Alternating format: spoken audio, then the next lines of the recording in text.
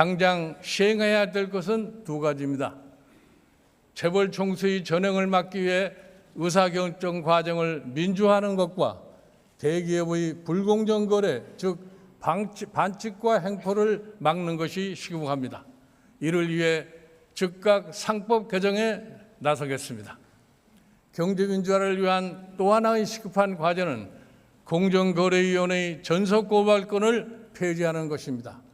19대 국회에서 감사원, 조달청, 중소기업청에 고발 요청권을 부여했지만 전담 인력과 예산이 뒷받침이 되지 않아 무용지물이 되었습니다.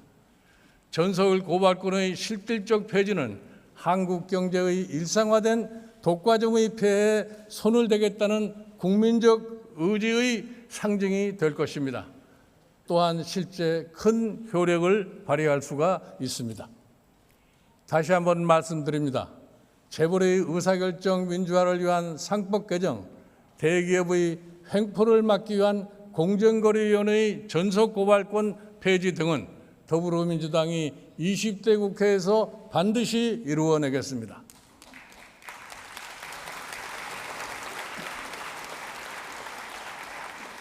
존경하는 국민 여러분, 대한민국 경제는 경제민주화를 통해 포용적 성장의 길로 나아가야 합니다.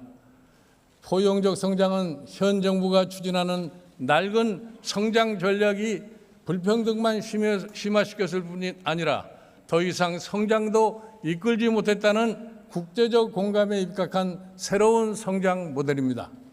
2008년 금융위기 이후 세계 경제는 대침체를 맞이했습니다. 저상향의 뉴노멀이 된 유례없는 시기를 겪고 있습니다. 대침체 이후 세계의 석학 및 국제기구, 선진국의 싱크탱크들은 새로운 성장 전략의 필요성을 인식하고 포용적 성장 모델을 제시하고 있습니다.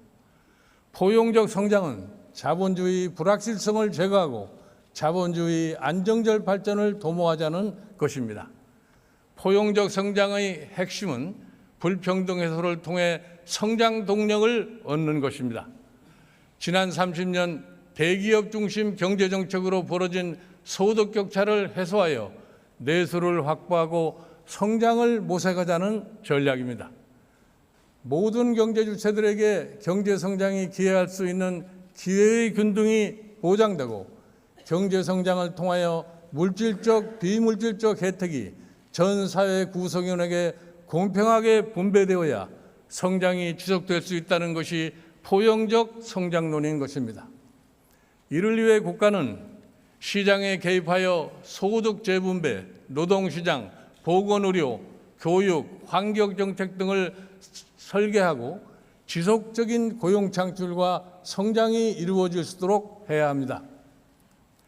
경제 성장의 혜택이 공평하게 분배되어 다시 새로운 성장을 위한 동력이 될 수 있도록 유도하는 것이 국가의 역할입니다.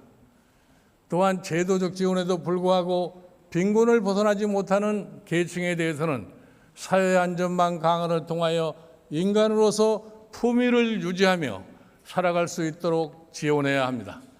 이제 과거 방식으로는 우리 경제의 당면 문제들을 해결할 수가 없습니다. 소득을 늘리기보다는 국가와 가계빚만 눈덩이처럼 불리는 부채 주도의 성장을 중단해야 합니다. 지금까지 낡은 경제정책을 과감히 벗어던지고 모든 경제 주체의 기회균등이 보장되는 포용적 성장으로 경제정책의 틀을 근본적으로 전환해야 합니다. 존경하는 국민 여러분, 민주주의 발전을 위해서도 포용적 성장은 매우 중요합니다. 세계경제포럼 2015 자료에 의하면 2013년 현재 한국의 진위계 수는 0.347로 30개국 가운데 5번째로 높습니다. 그만큼 소득 불평등이 심하다는 것입니다. 불평등 격차를 해소하지 않으면 정치 사회적 긴장감이 발생할 수밖에 없습니다. 소득 격차로 인한